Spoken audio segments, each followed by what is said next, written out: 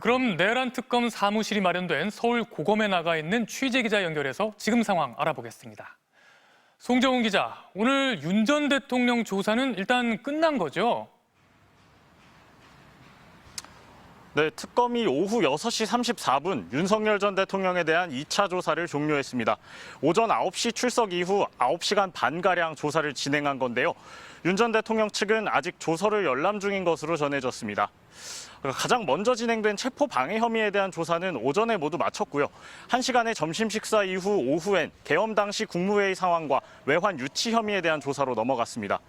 국무회의 조사와 관련해 특검 측은 언론 브리핑을 통해 국무위원 전원을 피의자로 조사하는 건 사실이 아니라면서 앞서 출석한 이주호, 안덕근, 유상임 장관은 참고인으로 조사했다고 강조했습니다.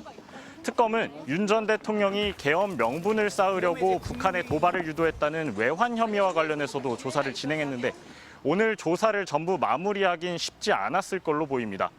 밤 9시 이후 심야 조사는 윤 전 대통령의 동의가 있어야 가능한데요. 윤 전 대통령 측 변호인이 오늘 심야 조사를 받지 않겠다고 해 새벽 1시까지 이어진 지난 1차 조사 때와 달리 오늘은 비교적 이른 시간에 마무리됐습니다. 이렇게 되면 특검이 윤 전 대통령을 추가로 다시 부를 가능성이 높아 보입니다. 네, 이번 주에 출범한 다른 두 특검 소식도 궁금한데요.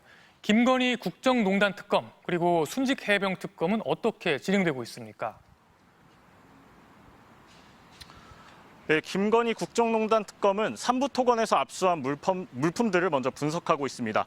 첫 소환 대상인 이은근 전 삼부토건 대표가 어제 조사를 받았고요. 주말 동안 추가로 관련자를 소환할 준비를 하고 있습니다. 김건희 특검팀은 또 삼부토건 주가 조작, 서울 양평고속도로 의혹과 관련해 원희룡 전 국토교통부 장관과 김건희 여사의 어머니 최은순 씨, 오빠 김모 씨에 대해 출국 금지 조치를 내렸는데요. 이들에 대한 소환 시기도 조율할 걸로 전망됩니다. 또 순직해병 특검은 모레 김계환 전 해병대 사령관을 불러 조사하는 등 이른바 VIP 경로설에 대한 수사를 본격화할 예정입니다. 지금까지 내란 특검 사무실이 마련된 서울 고검에서 MBC 뉴스 송정훈입니다.